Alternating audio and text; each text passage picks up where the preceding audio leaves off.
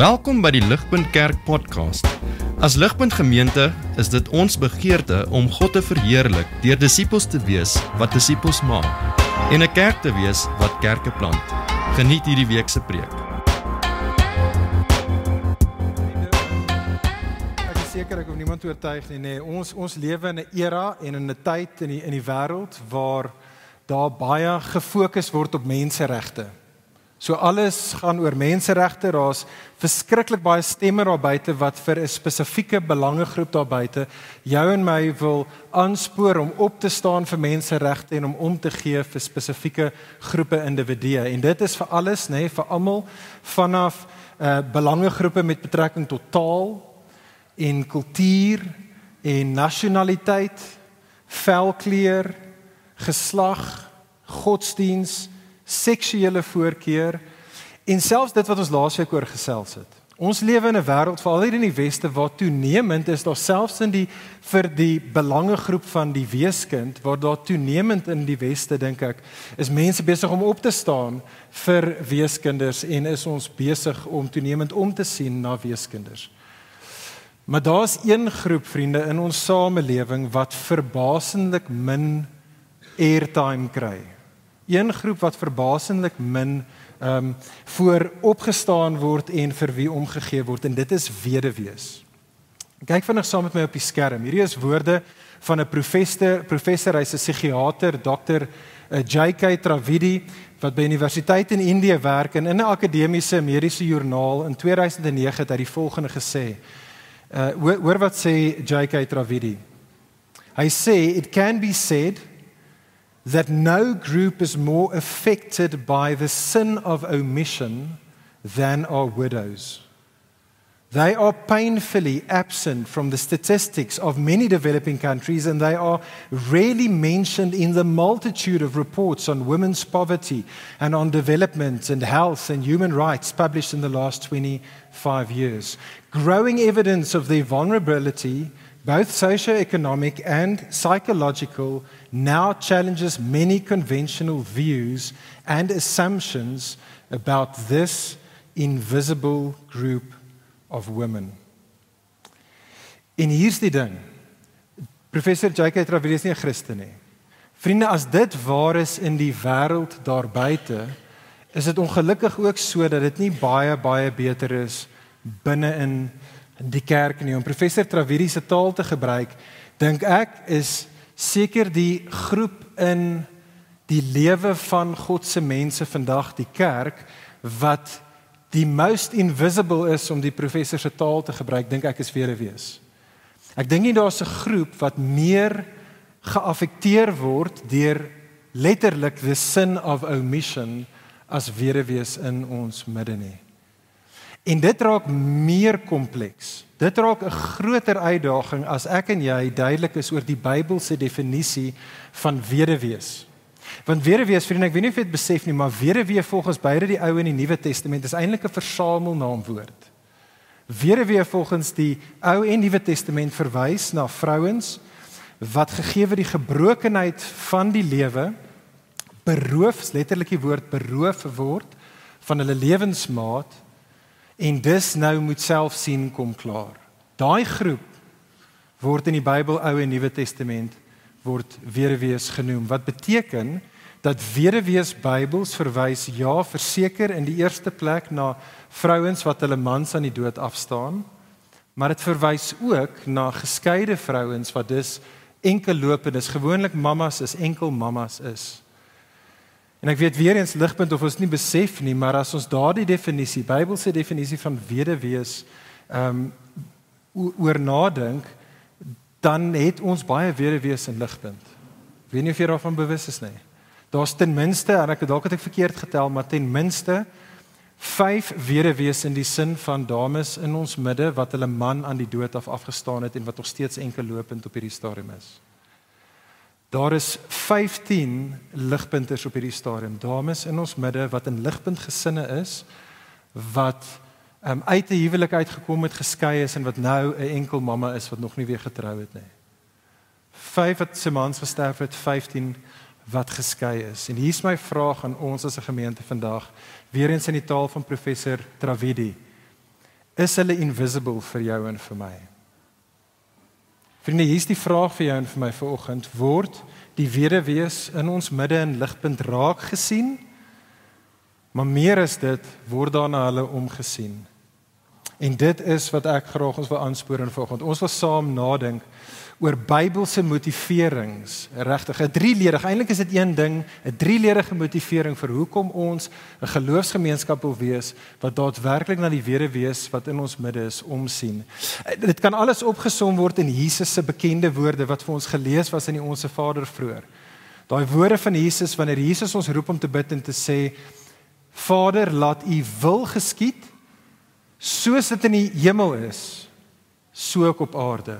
Vader, laat u wil, wat u wil is in die hemel, laat dit tot realisering kom hier in ons midde, hier op aarde. En dit is 'n goeie opsomming vir wat ons vandag oor saam gesels. So 3 punte, 3 waarhede, 3 ledige motivering. Hier is die eerste een, en nou julle blaadjies, asseblief byderhand daar in Psalm 68 vers 1 tot 7. Die eerste ding wat ek wil hê ons moet besef, vriende, sien raak, besef God se wil in die hemel. Besef, wat is God se wil in die hemel? Kyk saam met dan op Psalm 68. Dawid begin hierdie Psalm reg, die heel eerste woordjie, en hy verwys na God. Die woordjie daar vir God is die woordjie Elohim. Dit is die mees algemene naam vir God in die Bybel. In feite, dit is die heel eerste manier wat God aan ons bekend gestel word in Genesis 1 vers 1, is as Elohim, so dit het te doen met God as die skepper. En so God as Elohim, God as skepper, kommunikeer aan die een kant sy gesag, dat soos wat hy skep, is hy besig om sy gesag uit te oefen, en die hele Genesis 1 is in daai koningstaal, maar ook kommunikeer dit God se mag, oor dat hy die vermoë om dinge te maak gebeur. En so wanneer ek en jy vir God as Elohim onthou of ontmoet, dan is die konsep of die waarheid agter dit, is die idee van God se mag, en God se gesag, en dit is presies hoe ons hom hier vind. Vir God vind hier in Genesis, in Psalm 68 vers 1 tot 7. Sien jy raak, daar is prentjietaal wat Dawid hierso skets. Ek wil hê jy moet die prentjie sien wat hy verf met sy woorde. Die idee hier in Psalm 68 vers 1 tot 7 is van God as die magtige krygsman, wat vers 5 op die wolke aankom, en so dit is hierdie beeld van God wat soos 'n magtige krygsman op sy perd aankom om oorlog te maak, en soos wat God as die krygsman kom, en hy's besig om sy spiere te bult met al sy gesag en al sy mag, is daar 2 maniere wat die wêreld reageer wanneer God in sy mag en gesag kom. En ek wil hê jy moet hom sien kom op sy perd. En die eerste groep vind ons daar in vers 2 tot 3, kyk saam met my daar. Soos wat God van sy perd af opstaan, spat sy vyande uitmekaar, sê Dawid. Soos rook weggewaai word, so vlug sy haters van hom af weg. Soos wat was in 'n vuur smelt, so verdwyn die goddeloses voor hierdie God wat in sy mag en sy gesag kom om oorlog te maak. Maar dan tergelykertyd is daar 'n ander groep, het jy dit opgetel, vers 4 tot 5, 'n ander groep wat op 'n ander manier reageer wanneer God kom as die magtige krygsman. Kyk saam met my daar in vers 4 en vers 5. Dit is die regverdiges, noem Dawid hulle. Dit is God se verbondskinders. Hulle is bly, sê Dawid, wanneer God kom. Hulle jubel, hulle juig van vreugde. Vers 5, hulle besing God se naam en hulle sê die Here is sy naam. Nou dis belangrik. As hulle sê die Here is sy naam, dan verander hulle vanaf Elohim af na die ander baie bekende, ek sal sê die belangrikste naam vir God in die Bybel, naamlik Here, wat die woord Jahwe is. En vriende, wanneer ek en jy die woord Jahwe is Elohim se naam, dan is daai die woord in die Ou en in die Nuwe Testament wat verwys na God as die verbondsgod. As God wat in 'n baie unieke, 'n spesifieke verhouding met sy mense staan, die God wat homself verbind het aan 'n mense en wat sê, hoorie, ek is julle God, ek is vir julle, julle hoef nie te worry nie, ek gaan na julle kyk. En dit is omdat God se mense uit die mond van Dawid uit besef dat Elohim is Jahwe vir hom en vir sy mense, dat hulle so opgewonde is. Maar wat is dit spesifiek? Wat is dit spesifiek wat hulle so opgewonde maak oor Elohim as Jahwe? En dit is die versie wat ek eintlik wil hê ons moet fokus. Kyk na vers 6. Dis vers 6. Hierdie is wat God se mense sê. 'n Vader vir die vaderloses. 'n regter vir weduwees is God in sy heilige plek. En hier is die belangrike ding, vriende, wat ek wil hê ons nie moet mis nie, is eintlik die woorde in sy heilige plek. Hulle sing, hulle sê, God in u heilige plek, is u 'n vader vir vaderloses en u is 'n regter vir weduwees. Die idee van regter daar, onthou in die antieke wêreld, was die regter gewees in die lewe van Israel wat weduwees beskerm het. Dit is hoekom die Engels dit vertaal as 'n protector of widows.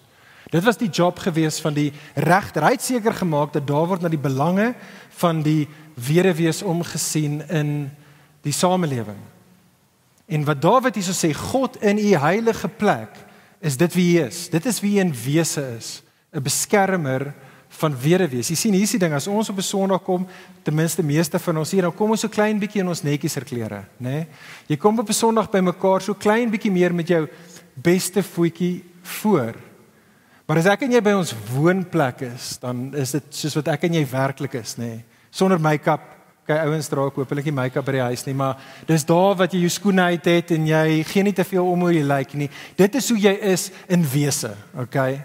Dit is hoe jy is in jou woonplek en dit is die beeld as dit ware wat Dawid hy sê, as jy dink aan God in sy heilige woonplek, God ongefilterd, God net soos wat hy is in sy diepste wese, dan is hy 'n beskermer van weduwees. En vriende, ek wil hê ons moet stop en vir 'n oomblik en vra jouself af, eerlik, is dit jou prentjie van God? As jy dink oor die magtige God van gesag oor hemel en oor aarde, is hierdie jou prentjie van hom. As jy dink aan die Here met wie jy in 'n verhouding staan, is hy so 'n God wat in sy diepste wese 'n sagte plek het en besorgd is oor die hulpeloses soos weduwees. Jy sien, ek dink ons lewe in 'n wêreld waar die gesegde inderdaad waar is. Ons almal ken die gesegde dat absolute power corrupts absolutely. En dit is hoe ons as gefalle mense is. Gee vir ons as mense net genoeg gesag, net genoeg mag en ons misbruik dit. Dit is wat ons nog gedoen het vir millennia. Dit is ons idee, dat as jy iemand is en jy is die baas van die plaas en jy is heel bo op die leer, dan het ons 'n geneigtheid om te vergeet die wat op die onderkant van die leer is. En selfs baie keer erger is dit dat ons die geneigtheid om hulle te exploit ten einde onsself net meer hoër op die leer te kry. En vriende, die gevaar is dat ek en jy baie keer kan dink dat God is soos ons. En wat ek en jy moet verstaan, eerste ding wat ons vanoggend moet verstaan, dit is nie hoe die Bybelse God is nie. Nee, God is nie so nie. Kyk saam met my Jesaja 57 vers 15. Hierdie pragtige woorde van hoe God is. Ja, so sê hy wat hoog en verhewe is, wat vir ewig woon, wie se naam die heilige is, in die hoogste plek. In 'n heilige plek woon ek. En ook, of maar ook, by hulle wat verpletter en nederig is, om die gees van nederiges te laat herleef, om die hart van verpletterdes te laat herleef. En so, weduwees en ligpunt, hoor asseblief tog mooi. Weduwees, Bybelse definisie van weduwee, hoor hierdie asseblief tog, hierdie is jou God. Glo dit. Die realiteit is dat ons as jou medegelowiges, en ek praat hier met die weduwees, ons as jou medegelowiges, baie kere het die geneigtheid in ons sonde en in ons simpelheid om jou mis te kyk. Ons vergeet van jou. En ten minste vanaf die ouderlinge af wil ek vir jou sê, ons is jammer en dit is ons begeerte as 'n gemeente om beter te doen in hierdie area. Ons wil beter wees as 'n gemeente, dis hoekom ons die reeks doen. Ons wil beter wees as 'n gemeente om na jou om te sien. Maar weet dit asseblief tog vandag weer, hoor dit, glo dit. Die God aan wie jy jouself toevertrou het, is nie soos ons nie. Hy het jou nie vergeet nie. Hy sien jou nie mis nie. Hy het 'n besonderse sagte plek, 'n ekstra sagte plek in sy hart vir jou. Hy is lief vir jou. Hy is in Psalm 68 spreekwoordelik. Is hy in daardie taal die ridder op die wit perd wat kom om vir jou te beklei. Dit is die tipe van God wat hy is. Glo dit en wag in geloof geduldig op hom. Ligpunt gemeente, die res van ons, kom ons glo dit. Dit is hoe ons God is. Dit is die God wie ons gesing het oor vandag. Dit is die God vir wie jy bid. Dit is die enigste God wat bestaan. Hy is 'n God wat in sy hemelse heilige woning is hy lief vir, hy is besorgd oor die wederwees in ons midde. Dit is sy wil en dit is dus sy wil, gelowige, vir jou en vir my. Sy wil is dat sy wil sal geskied in ons lewens. En ek en jy kan duidelik hieroor wees. Ons kan weet wat God se wil vir jou en my lewe is. Ons sien dit in die Ou Testament, soos vanoggend gelees was, in sy wet en by wyse van die woorde van sy profete. God se wil vir ons is dat ons, want dit is sy wil, na wederwees sal omsien. En dit was op die sterkste moontlikste maniere in daai gedeeltes vir jou en vandag vir my aan herinner. Maar ek en jy kan weet dat God se wil is om na wederwees om te sien en dat sy wil dit ook vir ons is. Ek en jy kan dit weet ook soos wat ons na die Nuwe Testament toe kom. En soos wat ek en jy in die Nuwe Testament sien hoe God in die persoon van Jesus mens word. En in Jesus dan kom om sy wil aan ons te kom vergestal. Dit is my tweede punt vandag.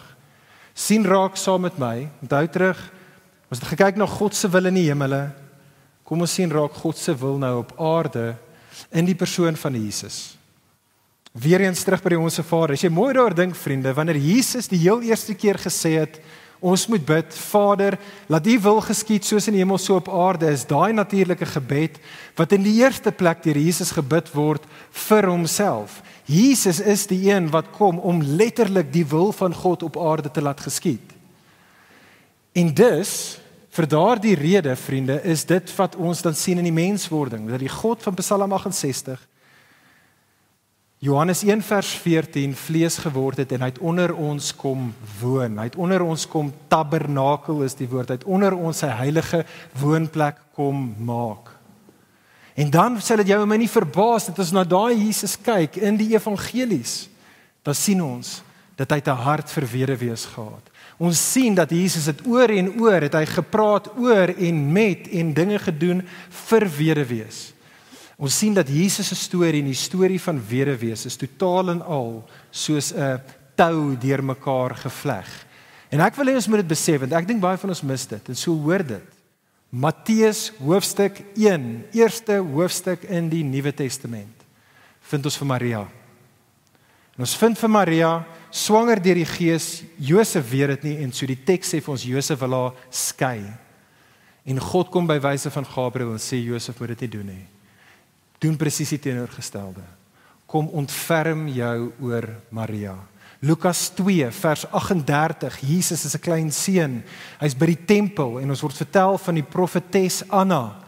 En sy profeteer, dis 'n profetes en sy profeteer oor hierdie Jesus en sê hy gaan die verlosser wees en die teks sê Anna, die profeet, was 'n weduwee gewees. Lukas 4 vers 25 en 26 vermaan Jesus vir die ongeloof van die mense om hom.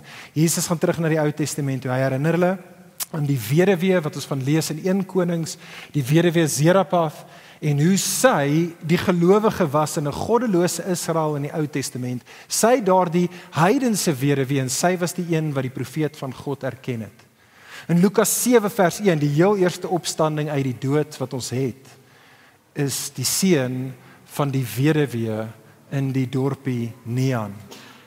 En in Lukas 18 vers 1, wanneer Jesus ons as gelowiges aanspoor om te volhard in geloof, is die voorbeeld wat hy gebruik, is 'n weduwee. 'n Weduwee wat moet net aanhou vasbyt en aanhou moet deurdruk, en Jesus sê, gelowiges wees soos daardie weduwee. Lukas 20 vers 47 gaan Jesus en hy vermaan die fariseërs omdat hulle weduwees uitbuit en versuim om na weduwees om te sien. Lukas 21 vers 1 gaan Jesus en Jesus is by die tempel en hy wys sê hy point vir almal wat daar by hom is na 'n weduwee toe wat besig is om haar laaste geldjies wat sy het te gee vir God in aanbidding. En Jesus wys na die weduwee toe en hy sê, wees soos sy, daai is 'n ware aanbidder. Maar vriende, die mees treffende voorbeeld wat ons het was ons gelees, van God se hart, Jesus se hart vir weduwees, vind ons in die klimaksale oomblik van Jesus se lewe. Die klimaks van alle realiteit is die kruis. Vriende, stop en dink gou vir 'n oomblik daaroor. Op daardie oomblik waar Jesus op die kruis hang, God die Seun hang op die kruis, om die oordeel van God te vat, om die duiwel te verslaan, om met sonde af te reken, om God se mense te red, in daai oomblik van totale fisiese pyn, van totale Godverlatenheid, van totaal en alle bespotting, in daardie oomblik, is Jesus se ma, wat reeds 'n weduwee is, deur Josef wat reeds oorlede is, en Jesus wat nie meer daar gaan wees nie, is Jesus se ma die weduwee, op die kruis, in sy laaste asem, op sy hart. En so hy sê daar, kyk saam in die teks, Johannes 19 vers 27, hy sê, vrou, kyk daar is die seun, soos hy wys na Johannes toe. En hy sê vir Johannes, kyk, daar is jou moeder, en dan kom Johannes wat die evangelie skryf, en hy maak seker ons mis nie hoe profound hierdie is nie, en hy sê, en van daardie oomblik af, het die disipel, hy self wat Johannes is, het hy vir Maria in sy huis ingeneem. Vriende, stop weer eens, reflekteer, stop net gou oor hoe absoluut verstommend hierdie sinnetjie is in Johannes 19. As daar ooit in wêreldgeskiedenis 'n tyd was, waar 'n mens pragmatiese probleempies, praktiese probleme kan een kant toe kan skuif, om regtig te deel met wat belangrik is dit hierdie oomblik, op die kruis.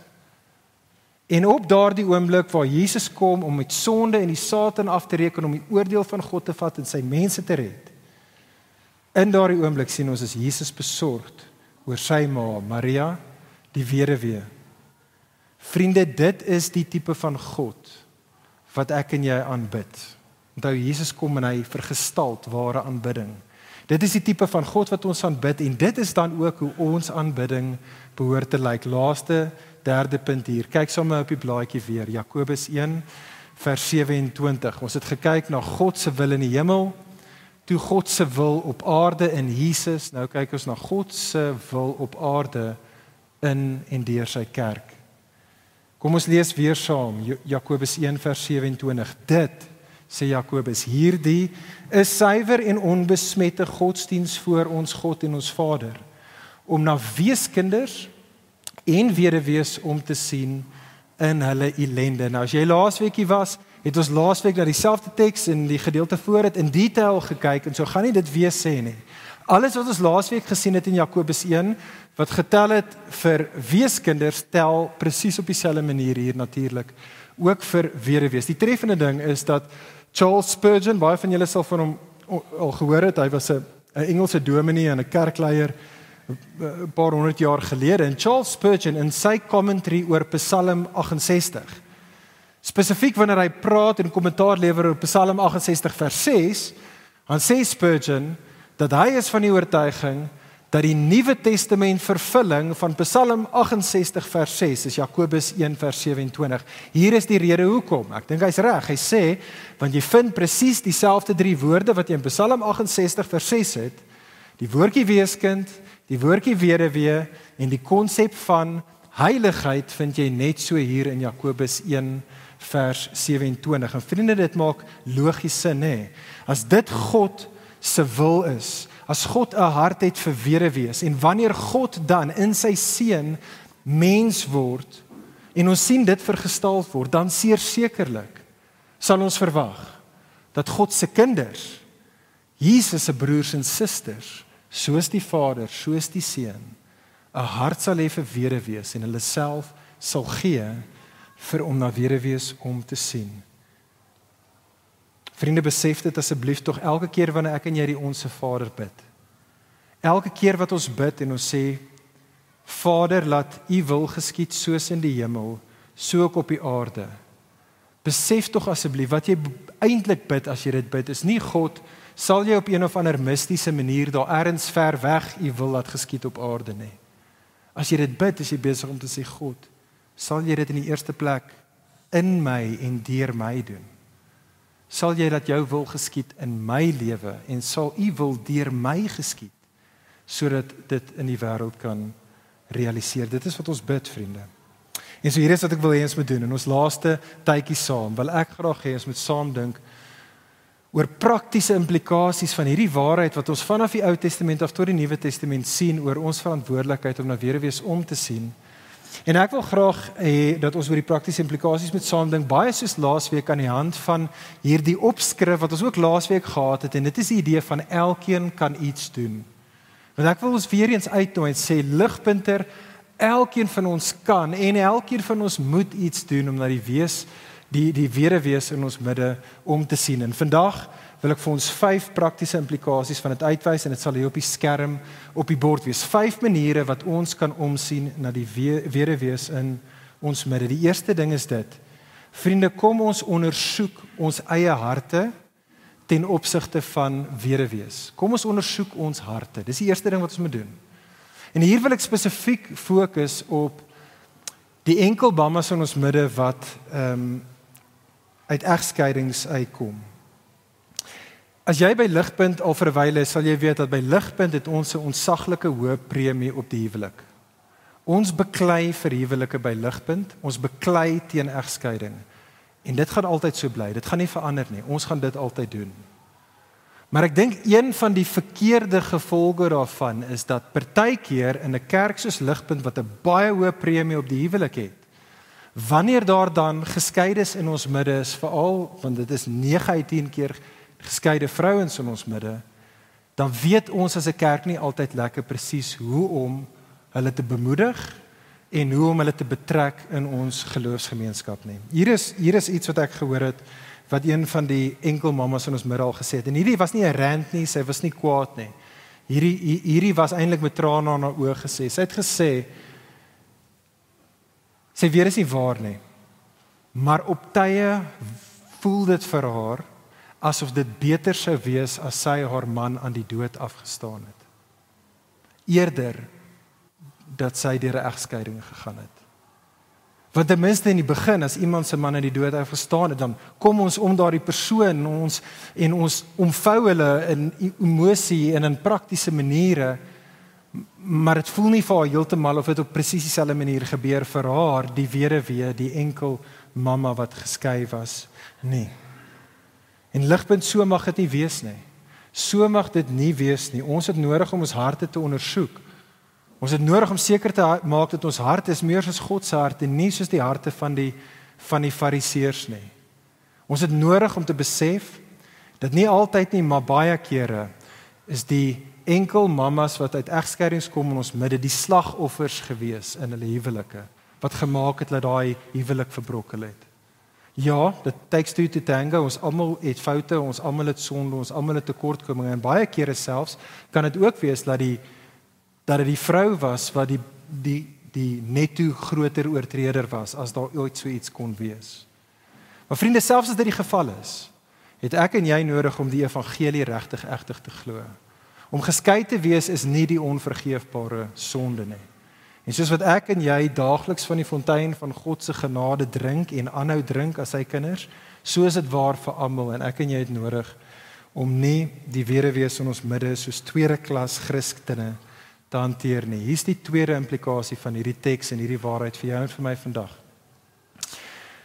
Kom ons wees sensitief teenoor weduwees, bedoelende stadig met advies en vinnig met gebed.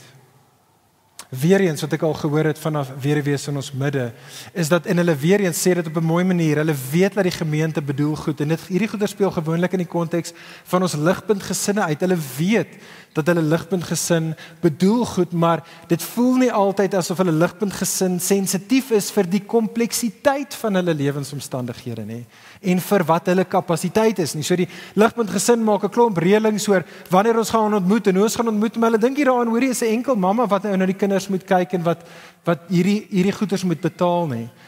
En so hulle vra net vir sensitiwiteit. Hulle soek nie 'n pity party nie. In feite, hulle wil juis voel net soos normale gelowiges in die geloofsgemeenskap. Maar vriende, ek dink hier is iets wat ons kan doen. Ons kan ekstra sensitief wees. En onthou hierdie beginsel, wanneer ook al dit kom by verhoudings, en dit is waar veral in disippelskap, die beginsel, vriende, is as ek en jy nie self letterlik in iemand anders se skoene staan en presies dieselfde paadjie as hulle gestap het nie, dan beteken dit is altyd net veiliger om stadig te wees met advies vir hoe jy wat jy moet doen en eerder bietjie stiller te wees en daai stilte te gebruik om meer te bid. om meer te bid vir die weduwee, meer te bid saam met die weduwee. Ons het nie die antwoorde vir die kompleksiteit vir baie van die implikasies van om 'n enkel mamma te wees nie. Maar ons kan bid. Romeine 12 vers 15, treur met die wat treur. Derde ding wat ons kan doen, is kom ons wees familie vir die weduwee. Kom ons wees familie. Dit is treffend dat in die langste teksgedeelte in die Nuwe Testament wat handel oor hoe om na weduwees om te sien, 1 Timoteus 5, begin 1 Timoteus 5 vers 1 met hierdie prentjie van die kerk as familie. En dit sê, ons is vaders en moeders en broers en susters van mekaar. En die punt daar wat Paulus gebruik, juist as hy praat oor die omsien van weduwees, is om te sê, onthou dit ligpunt, hierdie is die manier wat ons omsien na weduwees. Dit is nie 'n projek wat jy try fix nie, dis 'n verhouding, dis familie met wie jy 'n stadige, ja messy, maar 'n stadige pad bly saam stap. Op 'n praktiese manier, weer eens, wat ek al baie gehoor het vanaf die weduwees in ons midde, is baie keer dan sê hulle, hoorie, ek het net soveel behoeftes wat die leemte van 'n man by die huis waar haar kinders is, gelos het. En dit sou vir my wonderlik wees, as iemand net kan kom en kom beheer neem elke nou en dan, en kom help met goed. En so hier praat ek met die mans in ligpunt gesinne, as daar 'n weduwee in jou ligpunt gesin, of weduwees in jou ligpunt gesin is, dink oor hoe julle as mans kan werklik intree daar. Dink oor maniere hoe julle kan sê, hoor die periodes, 2 keer 'n jaar, of 3 keer 'n jaar, gaan ons as manne opraak op 'n Saterdag daar by die huis, en ons gaan ligte vervang, swembad skoonmaak, oliefilters vervang, en ons gaan net help. En ons gaan dan kyk, hoe kan ons veral daar waar die seentjies baie keer 'n behoefte het en nodig het om 'n mans invloed in 'n lewens te hê. Ek gaan daai seentjies wat vir visvang of na die rugby toe vat, of 'n bietjie bal skop of vir die seentjie te kry om net saam met te kom houtwerk doen. Mans, ligpunt gesinne, as ons dit sou doen, besef dit. Dis een van die duidelikste maniere wat ek en jy vir God sal vergestaal. Onthou, hy is, Psalm 68, 'n vader vir die vaderloses. Ek en jy, mans, ons het daardie geleentheid. Hier is die 4de ding, is amper daar. Die 4de ding wat ons kan doen om na weduwees in ons midde om te sien, is dit: eer jou vader en eer jou moeder. Weereens treffend, in 1 Timoteus 5, wat oor weduwees gaan, is die eerste opdrag van Paulus daar, is hy sê vir die kerk, hierdie is die eerste ding wat julle prakties moet doen om na weduwees om te sien, maak seker dat julle eer julle vaders en julle moeder, en julle sien na julle bloedfamilie om. Dis die eerste ding wat julle kan doen. Dat julle nie net hulle sal vergeet nie, maar op 'n verhoudingsvlak, finansiëel, emosioneel na julle familie omsien, en dit maak tog logies sin, want as ons nie doen nie, gaan iemand anders moet. En vir elke weduwee daar buite wat nie 'n Christen familie het wat kan bystaan en kan help nie, is dit nog iemand wat daai plaaslike kerk moet probeer help, en die behoefte is reeds baie groot. En so kom ons elkeen doen dit, opnuut. As die Gees met jou praat, kom ons eer ons vaders en ons moeders. Soos wat die Here vir ons sê, dit is treffend. 1 Timoteus 5 sê, die, is harde woorde, maar dis wat Paulus sê, die wat nie na sy vader en moeder omsien nie, is worse than an unbeliever. Slegter as 'n ongelowige, sê die teks daar. Laaste ding. Die laaste ding wat ons kan doen om na weduwees om te sien, is ligpunt, kom ons werk saam met die diakens. En ons kom nou by die diakens. Ons het al vir die laaste klomp maande het ons gepraat hieroor, aangekondig dat ons gaan diakens in Ligpunt aanstel, en hier is ons nou vandag. Die diakens, vriende, om dit net weer te sê, is hierdie leierspan wat binne in 'n kerkgemeenskap opgerig word om te help omsien na die fisiese interne behoeftes in 'n plaaslike gemeente. Dit is treffend dat in die plek waar ons in die Nuwe Testament die heel eerste keer hoor van diakens in Handelinge 6 vers 1 tot 7, is dit treffend dat daar diakens was daar aangestel gegeewe wat? Die behoefte en die nood aangaande weduwees. En dit is treffend dat selfs in 'n gemeente soos Ligpunt, histories, as jy vir die benspan ouens sou vra, is dat by verreweg die groot meerderheid van interne diakonale behoeftes in Ligpunt hou betrekking met die behoeftes van enkel mammas en hoe om daai gesinnetjies aan die gang te hou. Met betrekking tot ons benspan, die geld wat elke maand inkom na die benspan toe en dan net so uitgaan om te help skoolfonds en mediese fonds betaal en terapeute te betaal. Ek wil amper so ver gaan om te sê 90% van dit elke maand gaan na weduwees, Bybels gesproke weduwees, enkel mammas in ons midde in. En so let wel, dit is wat ons vandag nou gaan doen. Ons gaan diakens vandag hier aanstel. Die diakens wat vandag hier aangestel word, gaan nie namens jou en my outgesourced word om na weduwees om te sien nie. Wat die diakens gaan doen is, hulle gaan ons as 'n gemeente koördineer en ons mobiliseer dat ons gesamentlik hierdie Godgegewe verantwoordelikheid teenoor weduwees in ons midde na kan omsien. En so ek sluit af. Ek sluit af met dit. Vriende, dit wat die Here ons tot roep, wat hy sê is ware, suiwer, onbesmette godsdiens, is bonatuurlik moeilik. Dit vereis soveel tyd en geld en ons harte en ons lewens in 'n wêreld waar ons almal reeds verdrink. Dit is 'n bonatuurlike ding wat die Here ons tot roep. En die vraag is, hoe gaan ek en jy beide die begeerte hê en die vermoë hê om daadwerklik na die weduwees in ons midde om te sien? En die antwoord, vriende, is vir jou en vir my, moet dit nie mis nie, ek wil hiermee eindig. Is vir jou en vir my om te besef dat toe God ons in 'n verhouding met ons gebring het, was ons die weduwee gewees in daai storie. Hoor hierdie woorde, soos ek afsluit met hierdie woorde uit Jesaja 54 vers 4 tot 6. Ek gaan dit net lees en bid. Hierdie is wat God sê oor jou, oor my, ons wat sy kinders is. Hy sê vir jou en vir my, fear not, for you will not be ashamed, be not confounded, for you will not be disgraced.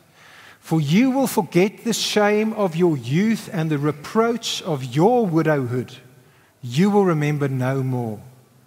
For your Maker is your husband.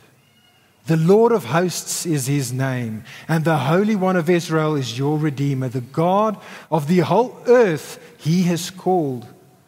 For the Lord has called you like a wife deserted, like a wife grieved in spirit, like a wife of youth when she is cast off, says our God.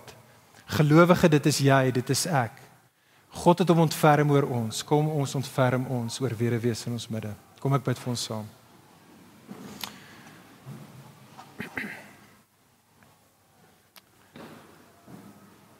Hemelse Vader, ons loof en ons prys U dat U wat gesag en mag het, U wat die koning oor alles is 'n God wat hier op die grond met ons wat verpletter is, het U 'n belang, U is lief vir ons, vir elkeen van ons.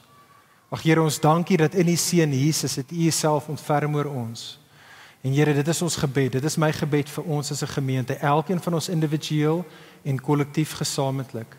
Ag Here, sal U ons deur die Gees ons harte bly toenemend besny, sodat ons op dieselfde manier 'n hart vir die hulpeloses in ons midde sal hê, en spesifiek ook so vir die weduwees. Kom doen 'n nuwe werk in ons, o Heer, ons pleit dit in Jesus se goeie naam. Amen.